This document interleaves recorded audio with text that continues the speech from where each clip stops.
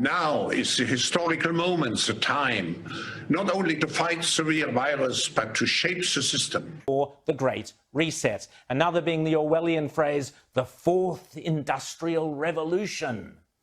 Here's old Klaus again, telling us all about the Fourth Industrial Revolution.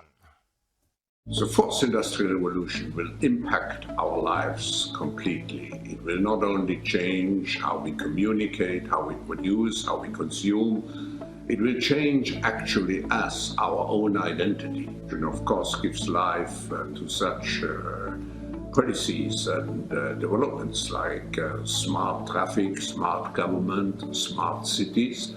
What we will see is that everything will be integrated into an ecosystem driven by big data and driven particularly by close cooperation also of governments with business, civil society. And this revolution will come at a breathtaking speed. It will be like a tsunami. Like a tsunami in the Fourth Industrial Revolution, you will own nothing, but you will be happy. That is an order. It gets worse. The World Economic Forum are now blatantly saying capitalism needs a dose of Marxism. It's not like they're hiding their sinister intentions. Hundreds of gas-guzzling private jets took off this week as billionaires from all over the world jetted off to Davos, Switzerland for the ritzy and glamorous World Economic Forum.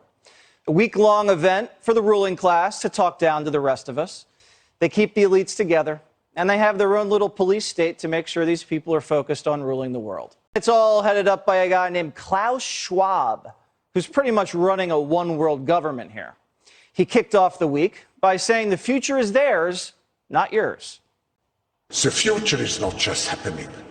The future is built by us, by a powerful community as you here in this room.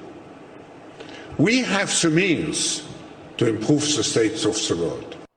The way they start is by tracking you.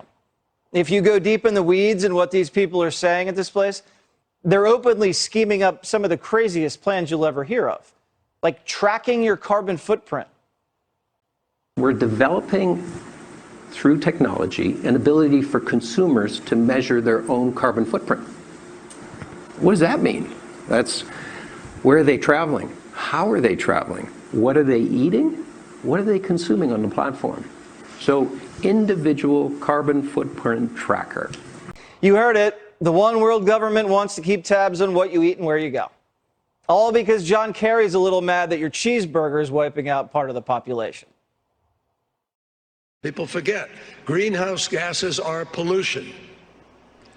And 15 million people a year die because of the quality of the air around the world. We're dealing with a crisis here, folks. It's a crisis made by human beings. A lot of people are distracted by inflation, food shortages, real problems. But the ruling class at Davos says, don't worry, it's all a part of the plan.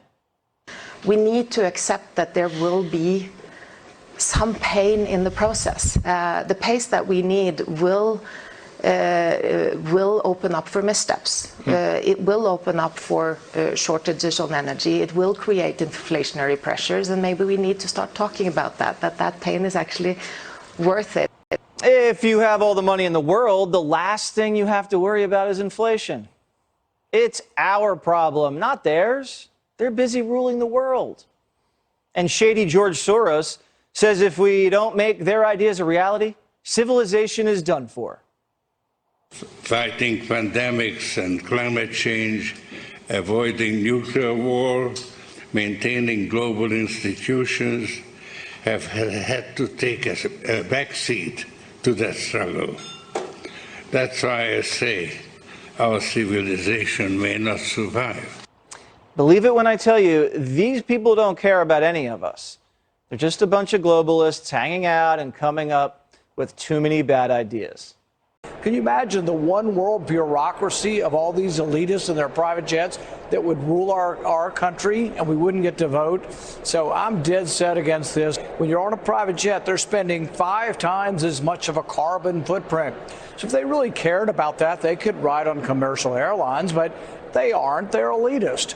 But the other real danger here, that's even more danger than all their phony caring about carbon footprint, the real danger is this.